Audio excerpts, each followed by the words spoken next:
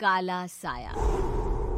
यूं तो बनारस घाट अपनी खूबसूरती के लिए बहुत प्रचलित है, पर घाट के किनारे कई राज लिए बैठे हैं। ये कहानी शुरू होती है बनारस के घाट के पास बने ममता निवास से, जहाँ प्रिया लाल जोड़े में ममता के घर उसकी बहू बनकर आती है। आओ आओ बहू, घर को अपने पैरों से पवित्र करो। ममता घर की दहलीज पार कर ही रही होती है कि अचानक एक बहुत गंदी सी बास पूरे घर में फैल जाती है।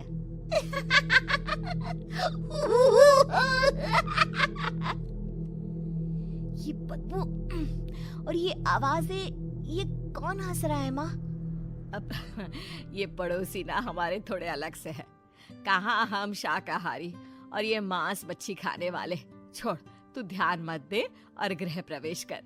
और हाँ बहू, अपनी सास की एक बात हमेशा याद रखना, इन पड़ोसियों से तो कभी बात नहीं करेगी। अच्छे लोग नहीं है ये। अपनी सास की ये बात मानेगी ना बेटा? हाँ माँ, जो आपकी मर्जी, मैं उनसे बात नहीं करूंगी। अगले दिन प्रिया अपनी पहली रसोई बनाने रसोई घर में जाती है। ये छोकी बात तो नाक में जा रही है। एक काम करती हूँ, खिड़की खोल देती हूँ। प्रिया खिड़की खोलने जाती है। इतने जाले, लगता है इस खिड़की को कभी खोला ही नहीं गया। पर ऐसा क्यों? ओह, नॉन वेज की स्मेल आती होगी ना। 2 मिनट के लिए खोल लेती हूँ, फिर बंद कर दूंगी। प्रिया खिड़की खोलती है। खिड़की खोलते ही उसकी नजर सामने वाले घर की खिड़की पर पड़ती है, जहाँ एक लड़की खड़ी होती है, हाथों में मेहंदी, लाल रंग की साड़ी, बिल्कुल सजी धजी, मानो प्रिया की तरह ही वो भी नई नवेली बहू हो।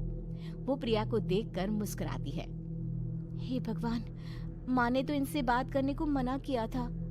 प्रिया फौरन ही खिड़की बंद कर देती है और तवे पर चढ़े रोटी की ओर देखने लगती है, पर वहाँ रोटी न होकर मछली पड़ी होती है। ये क्या? पहली ही रसोई में इतनी बड़ी गलती! हे भगवान, अब मैं क्या करूं? प्रिया बहुत डर जाती है और फौरन रसोई की सफाई करने और फिर सभी के लिए खाना बनाने लग जाती है। जब वो सबको खाना परोसती है, सब तो ठीक है, मैं बेकार में चिंता कर रही थी। हे भगवान, ऐसे ही बस अपनी कृपा बनाए रखना। रात के वक्त जब सब सो रहे होते हैं, तब प्रिया को पायल की आवाज सुनाई देती है, जिससे उसकी आंख खुल जाती है। ये पायल की आवाज कहाँ से आ रही है? प्रिया उठकर उस आवाज के पीछे छत की सीढ़ियों तक जाती है। तभी उसे बच्चे के रोने की आवाज आती है। प्रिया छत पर जाती है तो क्या देखती है? वही लाल साड़ी वाली लड़की अपनी गोद में एक नवजात बच्चे को घुमा घुमा कर सुला रही है। तभी प्रिया की नजर उसके पेट पर पड़ती है। ओह गॉड, ये तो प्रेग्नेंट भी है। सुनिए, बच्चा सो नहीं रहा है क्या? मैं कुछ मदद करूं? नहीं नहीं, आपके घर वालों को अच्छा नहीं लगेगा, मैं संभाल लूंगी। स्नेहा की गोद से बच्चा हाथ मारकर प्रिया की गोद में आने को छटपटाने लगता है। दोनों घर अगल बगल में बने होने के कारण प्रिया उस बच्चे को गोद में ले लेती है। प्रिया के पास आते ही वो सो जाता है। बच्चे का वो स्पर्श रात भर प्रिया भूल नहीं पाती और अगली सुबह वो छत पर कपड़े सुखा रही होती है। तभी उसे एक औरत इशारा करके बुलाती है। स्नेहा कह रही थी बाबू तुम्हारी गोद में आते ही सो गया। मैं गौरी, स्नेहा की माँ हूँ। बहू, घर आना, बाबू को खिला भी लेना। शाम को जब घर पर कोई नहीं रहता, बच्चे से मिलने के लिए प्रिया छिपकर अपनी पड़ोसन के घर चली जाती है और कुछ देर बच्चे चैनल को सब्सक्राइब करें और सभी अपडेट्स के लिए बेल आइकन जरूर क्लिक करें। बच्चे को खिलाकर वापस लौट आती है। इसके कुछ दिन बाद ही प्रिया को पता चलता है कि वो माँ बनने वाली है। ममता की खुशी का ठिकाना नहीं रहता।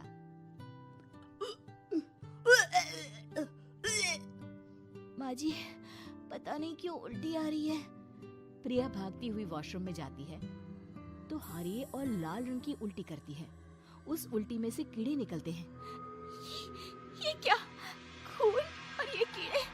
माँ! माँ! प्रिया की आवाज सुनकर ममता दौड़ कर आती है, पर बेसिन में कुछ नहीं होता। प्रिया हक्की बक्की रह जाती है। ये सब क्या हो रहा है? प्रिया घबरा जाती है और अपने कमरे में जाकर सो जाती है। डर के कारण वो इतनी थक जाती है कि उसकी आंख लग जाती है। तब उसे ऐसा लगता है उसके पेट पर मानो कोई बैठा हुआ हो। कौन हो? प्रिया के पेट पर एक 5 महीने की बच्ची बैठी हुई थी जो बुरी तरह जली हुई थी। माँ, तुम ही मुझे लाई ना अपने पेट में? मैं तुम्हारी माँ नहीं हूँ। कौन हो तुम? माँ, देखो मैं जल गई बुरी तरह से। 6 महीने पेट में रहने को भी मुझे नहीं मिला। सहला दो ना माँ। बचाओ, बचाओ, माँ। ममता दौड़कर कमरे में आती है। प्रिया की बातें सुनकर वो सब समझ जाती है। तू कहीं बगल वाले घर में तो नहीं जाकर आई ना बहू? मुझे माफ कर दो, मैं गई थी माँ। उस घर में सब मरे हुए हैं बहू। कई साल पहले स्नेहा उस घर में बहू बनकर आई थी। कुछ ही दिन में वो एक बच्चे को जन्म देने वाली थी। पूरा घर बच्चे के आने की खुशी में खोया था कि एक दिन अचानक उस घर में आग लग गई। सब बुरी तरह जलकर मर गए। गौरी आज भी दादी बनने का इंतजार कर रही है और इसीलिए स्नेहा ने अपना अजन्मा बच्चा तुम्हारी कोख में डाल दिया। ममता ये कह रही होती है कि पीछे से उसके पैरों को एक बच्चा पकड़ लेता है। दादी, दादी। माँ, स्नेहा की गोद में यही बच्चा था। ये बच्चा कौन है फिर? तेरी मौत है। तेरी भी दादी। जिस चीज का ममता को डर था वही हो गया। ममता निवास के ऊपर मौत ने चादर बिछा दी थी। प्रिया का पेट ऐसे बढ़ जाता है मानो 9 महीने का हो। 2 हाथ उसके पेट से बाहर निकलते हैं। बहू, संतोष को फोन कर, किसी पंडित जी को बुला बहू। प्रिया का पति भागता हुआ घर आता है। ये तो होना ही था माँ। तेरा पाप तेरे सामने आ गया तो तू सह नहीं पा रही है। स्नेहा घर में आग लगी नहीं थी, माँ ने लगाई थी प्रॉपर्टी की लालच में। और वो बच्चा मेरी पहली पत्नी का बच्चा है, मेरा बेटा, जो कि उस आग की चपेट का शिकार हो गया था। मैंने तुमसे ये सब माँ के कहने पर छुपाया था। मुझे माफ कर दो प्रिया। तुम अगर चाहो तो यहाँ से जा सकती हो। मैं तुम्हें किसी भी बंधन में रखना नहीं चाहता। मेरी शादी हुई है आपसे, मैं आपको छोड़ नहीं सकती, पर उससे पहले हमें स्नेहा, उसकी माँ और बच्चे की आत्मा की शांति करवानी होगी। संतोष और ममता गौरी के घर जाते हैं। अंदर सब कुछ जला हुआ होता है। जमीन पर जली हुई लाशें बिखरी हुई थी। ममता रो रो कर अपनी करने की माफी गौरी से मांगती है।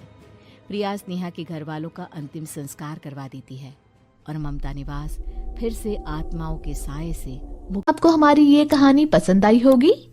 कृपया हमारे चैनल को सब्सक्राइब करें और सभी अपडेट्स के लिए बेल आइकन जरूर क्लिक करें। और हाँ, वीडियो लाइक और शेयर करना मत भूलिए।